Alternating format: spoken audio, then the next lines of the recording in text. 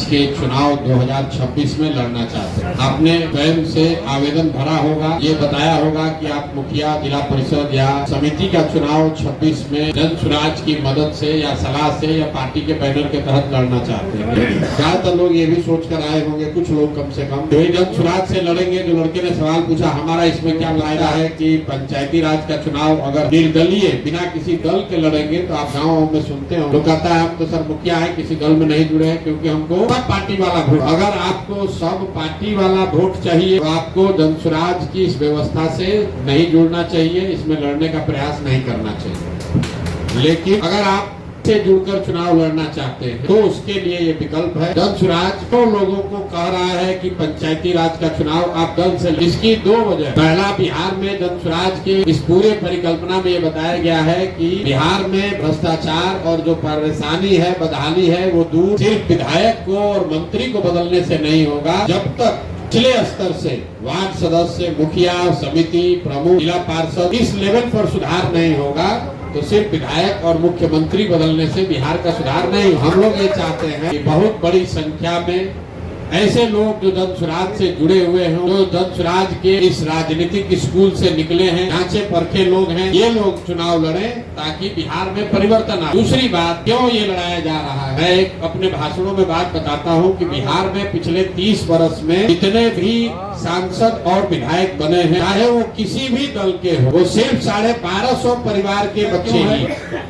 बिहार में करीब 3 करोड़ परिवार रहता है, 13 करोड़ आबादी है, 3 करोड़ लोग परिवार रहते हैं। सिर्फ 1250 परिवार का आदमी विधायक मंत्री क्यों बना है, सांसद क्यों? ऐसा इसलिए है कि राजनीति में जो राजनीति में आने और आगे बढ़ने की जो धारा है, राज का एक बड़ा योगदान। अगर आपके पिताजी विधायक नहीं, मंत्री, सांसद नहीं है, लेकिन आप समिति लड़ सकते हैं, मुखिया लड़ सकते हैं, 2 बार 3 बार मुखिया लड़ लिए, 3 बार मुखिया जीत गए तो धीरे धीरे आपका पहचान हो जाएगा।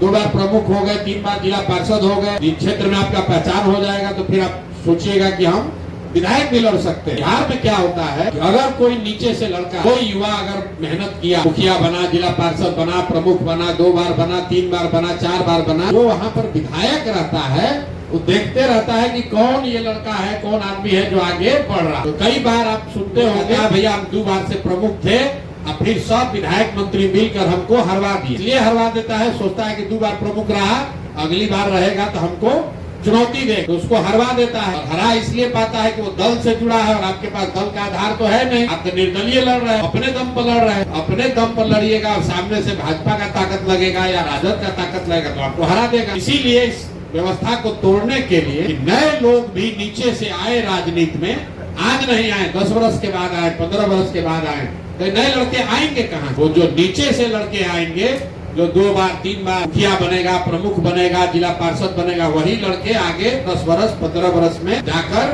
विधायक का भी चुनाव लड़ सकते हैं। तो 2 वजह से जन स्वराज पंचायती राज व्यवस्था के चुनाव में हस्तक्षेप करना चाहता है। एक कि भाई नए लड़के जिनके माँ बाप पहले से विधायक मंत्री न हो, उनको भी आगे 10 वर्ष में ही सही, 15 वर्ष में ही सही, विधायकी लड़ने का या उसके ऊपर जाने का रास्ता मिलना चाहिए। तो अगर वो दल में जुड़ा, अगर आप जन स्वराज से लड़के 3 बार प्रमुख बन गए, दल वाला भी जान रहा भैया ये आदमी आगे बढ़ सकता है, इसको विधायक लड़ाया जा सकता है। कि अच्छे लोग अगर नीचे स्तर पर जुड़कर आएंगे तभी बिहार में भ्रष्टाचार कम हो सकता है, सुधार हो सकता है। तो विधायक आएगा जाएगा, उससे कोई फर्क नहीं पड़ेगा। दूसरी बात, जन स्वराज में हम जन स्वराज शुरू करने से पहले 2015 से हमने इसीलिए कहा कि दलगत चुनाव, यहाँ पर पंचायती राज का चुनाव दलगत होना चाहिए। और अगर 2050 की सरकार 6 महीने के बाद बन गई, बनते के साथ ये निर्णय सरकार का होगा, 2026 का चुनाव दलगत आधार पर होगा, क्योंकि अन्य देश के कई राज्यों में पंचायती राज का चुनाव दलगत होता है। और अगर मान लीजिए कि जन स्वराज नहीं जीता तो भी अगली बार जब 26 का चुनाव होगा तो जन स्वराज अपने दम पर अपने साथियों को चुनाव लड़ाएगा ताकि निचले स्तर से और बड़ी संख्या में लोगों को जोड़ा जा सके। ये हम लोग कोई 6 महीना चुनाव लड़कर भागने वाले लोग नहीं है। 5 साल 10 साल 15 साल मेहनत करके नीचे से ये व्यवस्था बनानी है। विधानसभा का चुनाव है 4 महीने के बाद, 6 महीने के बाद, लेकिन 26 के चुनाव का आवेदन लिया जा रहा है, जिसके तहत आप लोगों ने आवेदन दिया है। इसमें हमको फायदा क्या आ रहा है ये तो आपको बता दिए।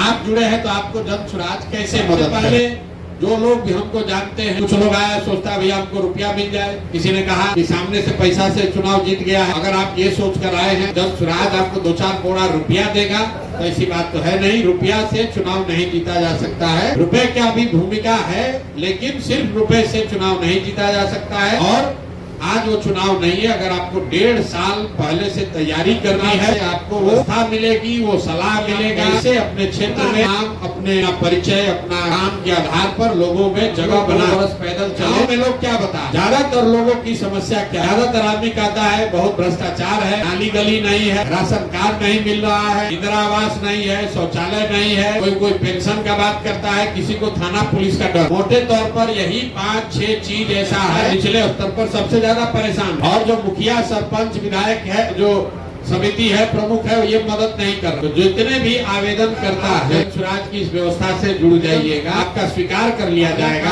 आप जन सुराज के संभावित मुखिया प्रत्याशी, जिला परिषद के प्रत्याशी के तौर पर अपना प्रचार प्रसार अपने क्षेत्र में कर पाएंगे आधिकारिक तौर पर। और वो प्रचार प्रसार करने की जो सामग्री है, बैनर है, पोस्टर है, होर्डिंग है, फ्लेक्स है, वो सब जन सुराज अपने खर्चा पर आपको देगा। आपका फोटो लगाएगा, आपका भी फोटो रहेगा।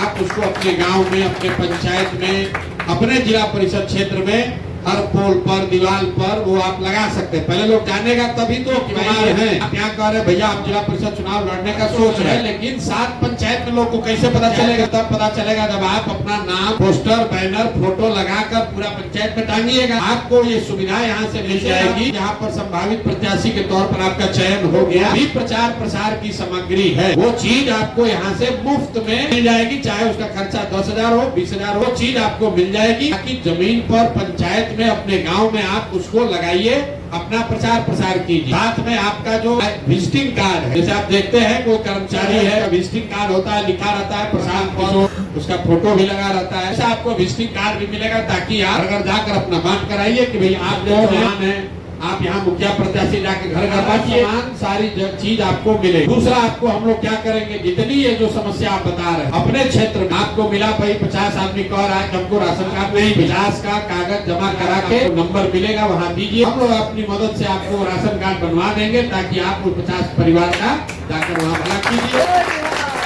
अगर 50 परिवार को राशन कार्ड या आधार का कार्ड, आयुष्मान का कार्ड आप बना दीजिएगा, तो 50 परिवार आपका वोटर बन जाएगा, आपका सहयोगी बन जाएगा। अभी ये चीज नहीं हो, लेकिन हम अगर आप यहाँ जुड़ जाइएगा प्रत्याशी के तौर पर, तो आप वहाँ से खबर एक एक करके नहीं हो, रोज को भेजिएगा कि भैया इनका आधार कार्ड बनवा दीजिए, नहीं हो। लेकिन अगर आप मान लीजिए मुखिया का चुनाव लड़ रहे हैं, आप 100 गो बस्ती में गए, 100 आदमी का आधार कार्ड नहीं बना है, उसका कागज इकट्ठा करके हम लोग को दीजिएगा, तो जन सुराज अपना प्रयास करके, वहाँ फोन करके, दौड़ के, धूप के, आपकी मदद से वो उनको Aadhaar card, ration card, Ayushman card बनवाएगा, ताकि आपकी पहुंच और पकड़ उन 40-50 लोगों पर 5-6 चीज बताया।